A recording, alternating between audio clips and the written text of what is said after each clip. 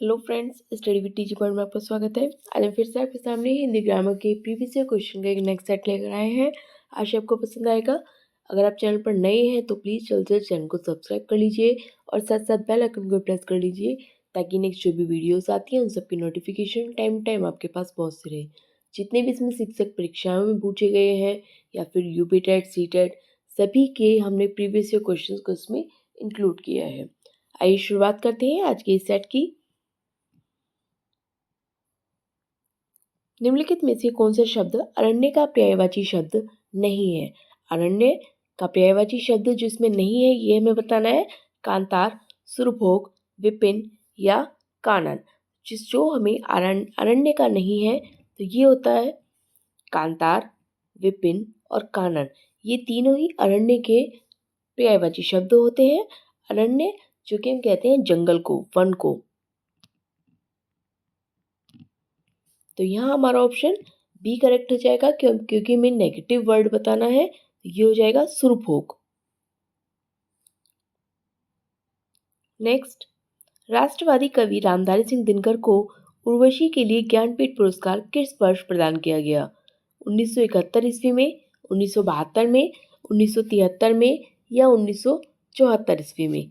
तो राष्ट्रवादी कवि रामधारी सिंह दिनकर को ज्ञानपीठ पुरस्कार दिया गया 1972 यानी कि 1972 ईस्वी में। Option number B will be correct answer.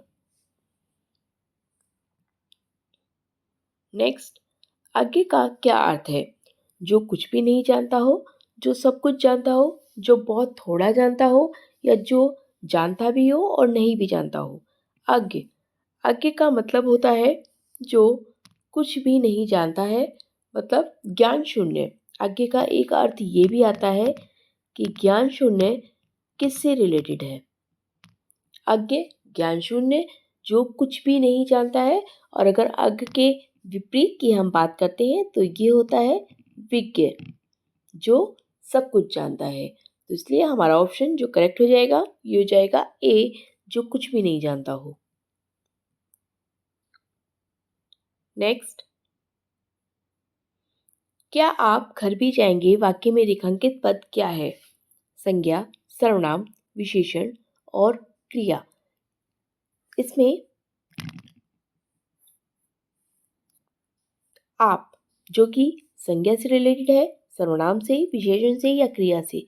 तो अगर हम देखते हैं आप, हम, मैं, तुम, इस तरह के शब्द होते हैं जो संज्ञा शब्दों के स्थान पर प्रयोग किए जाते हैं, वे हमारे सर्वनाम होते हैं। और ये आप शब्द जो कि सर्वनाम के अंतर्गत आएगा, इसलिए हमारा ऑप्शन यहाँ पर बी करेक्ट हो जाएगा, सर्वनाम। नेक्स्ट, जब वाक्य में एक समानाधिकरण का प्रयोग होता है तो किस विराम चिन्ह का प्रयोग किया जाता है? अल्प विराम का, अर्ध विराम का, संकेत चिन्ह का या पूर्ण विराम का?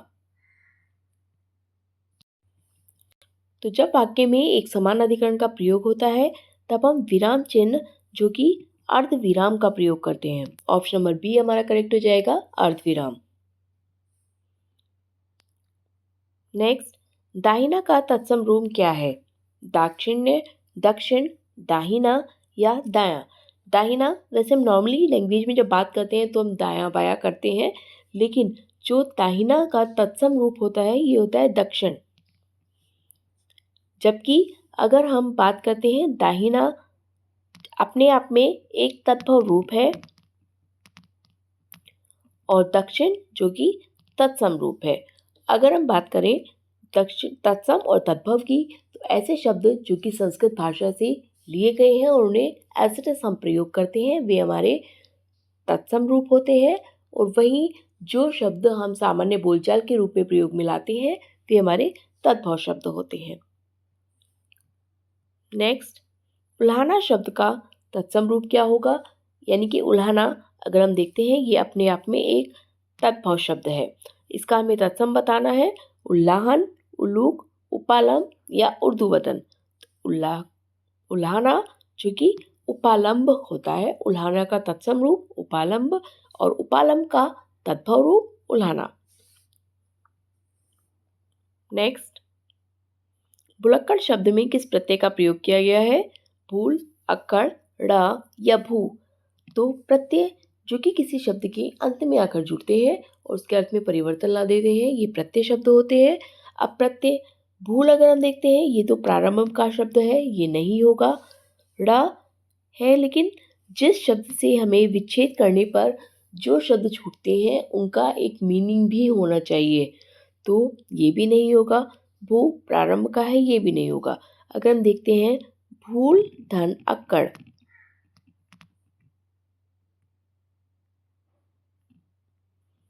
तो इसलिए हमारा करेक्ट आंसर जो हो जाएगा अक्कड़, बी अक्कड़, जो कि प्रत्यय शब्द है। नेक्स्ट, ठकुराइन ठकुर, कवित्री कवि, रानी या राज।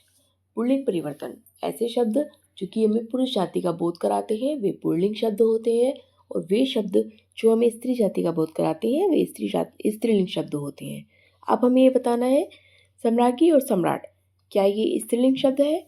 सम्राज्ञी अपने आप एक स्त्रीलिंग शब्द होता है और सम्राट जो कि पुल्लिंग परिवर्तन इसका सही रूप है।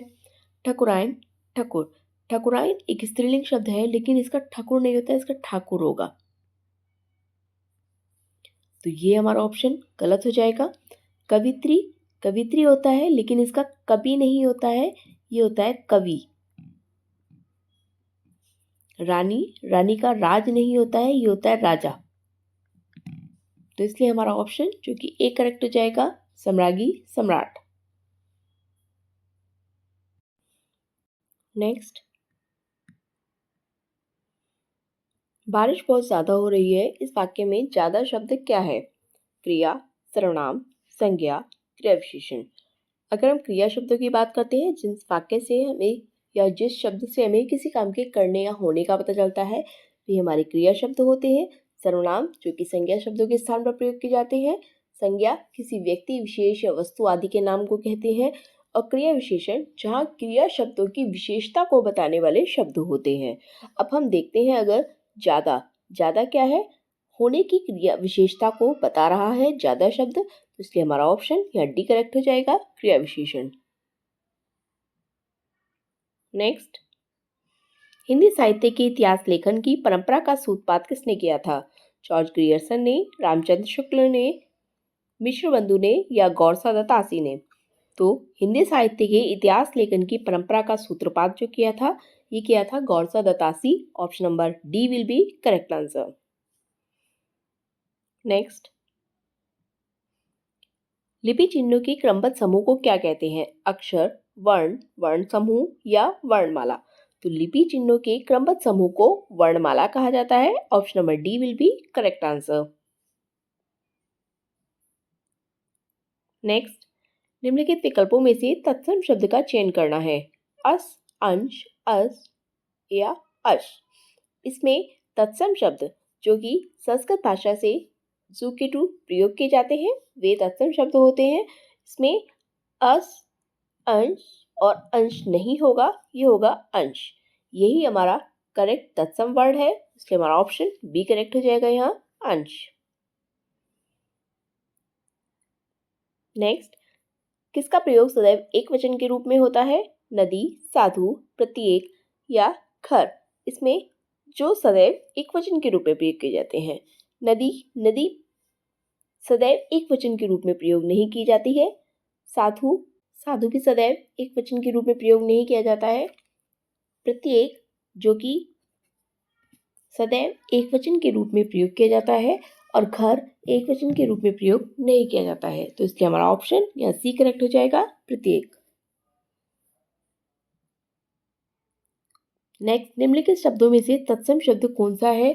जत्था, तपसी, थोड़ा या अग्नि। इसमें तत्सम रूप अगर हम बताते हैं, जत्था, तपसी और थोड़ा, ये तीनों ही तद्भव शब्द के अंतर्गत आते हैं, जबकि अग्नि ये एक तत्सम शब्द है और इसका तद्भव हो जाता है आग।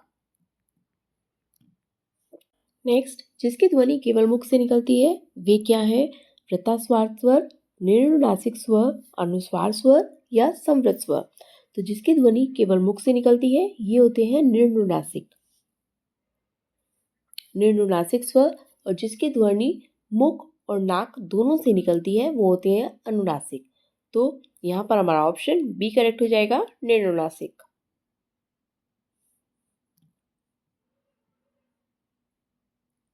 नेक्स्ट, गमला और आल्पिन किस भाषा के शब्द हैं? फ्रेंच, अंग्रेजी, जापानी या पुर्तगाली? तो ये गमला और आल्पिन जो कि पुर्तगाली भाषा के शब्द होते हैं। ऑप्शन नंबर डी यहाँ पे करेक्ट हो जाएगा हमारा, पुर्तगाली। नेक्स्ट, निम्नलिखित में से विशेषण और विशेष्य की दृष्टि से कौन सा ये शब्द गलत है? आकर्षण, आकृष्ट, क्रोध, क्रुद्ध, ईर्ष्या, उपेक्षा, आसक्ति, आसक्त। तो यहाँ पर आकर्षण का आकृष्ट होता है, ये तो सही है। क्रोध का क्रुद्ध होता है, ये भी सही है। ईर्ष्या का उपेक्षा, ईर्ष्या का उपेक्षा नहीं होता है, ये हमारा गलत हो जाएगा। आसक्ति, आसक्त भी करेक्ट हो जाएगा। तो यहाँ पर हमारा ऑप्शन जो कि सी करेक्ट हो जाएगा, क्योंकि हमें नेगेटिव वर्ड बताना है। नेगेटिव वर्ड ईर्ष्या, उपेक्षा नहीं होगा। नेक्स्ट, मिठास शब्द में किस प्रत्यय का प्रयोग किया गया है?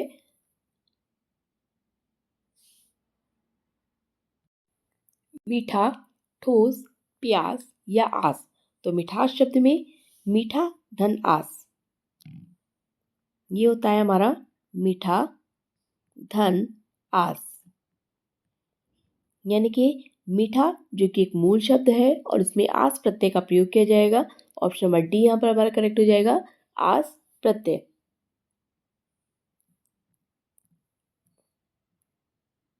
नेक्स्ट, अलंकारों की महत्ता के संबंध में इनमें से कौन सा कथन सही नहीं है?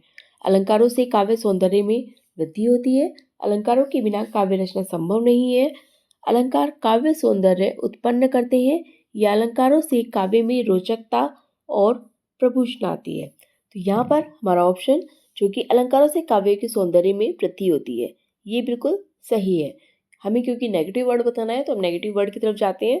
अलंकारों के बिना काव्य रचना सही नहीं है, ये भी करेक्ट है कि अलंकार काव्य रचना में बहुत महत्वपूर्ण भूमिका निभाते हैं। अलंकार काव्य सौंदर्य उत्पन्न करते हैं, ये सही नहीं होगा। अलंकारों से काव्य में रोचकता और प्रभूषणता आती है, ये भी करेक्ट हो जाएगा। हमें बताना है नेगेटिव वर्ड जो करेक्ट नहीं है, तो हमारा ऑप्शन यहाँ पर सी करेक्ट हो जाएगा, क्योंकि हमें नेगेटिव वर्ड बताना है, नेगेटिव सेंटेंस बताना है। नेक्स्ट, पूर्णविराम का प्रयोग किया जाता है वाक्य के प्रारंभ में, वाक्य के मध्य में, वाक्य के अंत में, या इनमें से किसी में भी नहीं। पूर्ण विराम का प्रयोग कब किया जाता है? पूर्ण विराम जो कि चिन्ह ये वाला होता है और इसका प्रयोग करते हैं वाक्य के अंत में। वाक्य के प्रारंभ में भी नहीं होता है, मध्य में भी नहीं होता है, इसलिए हमारा ऑप्शन सी करेक्ट हो जाएगा। ये थे हमारे आज तक के क्वेश्चंस। आशा आपको पसंद आए होंगे। अगर आप चैनल पर नए हैं तो प्लीज़ जल्द से जल्द चैनल को सब्सक्राइब कर लीजिए और बेल आइकन को भी प्रेस कर लीजिए, ताकि नेक्स्ट जो भी वीडियोस आती हैं उन सबकी नोटिफिकेशन टाइम टाइम आपके पास पहुंचती रहे। जितने भी हम इस पे क्वेश्चंस करते हैं ओवरऑल प्रीवियस ईयर है। अगर आप किसी भी एग्जाम की प्रिपरेशन कर रहे हैं तो प्रीवियस ईयर क्वेश्चन बहुत महत्वपूर्ण भूमिका निभाते हैं। ये शायद बताने की ज़रूरत नहीं होती, इसीलिए हम ओवरऑल जितने भी क्वेश्चंस करते हैं सिर्फ और सिर्फ प्रीवियस ईयर क्वेश्चंस को ही हम अपनी प्रैक्टिस फॉर्म में करते हैं। इसलिए मिलते हैं हम नेक्स्ट वीडियो में, तब तक के लिए थैंक यू।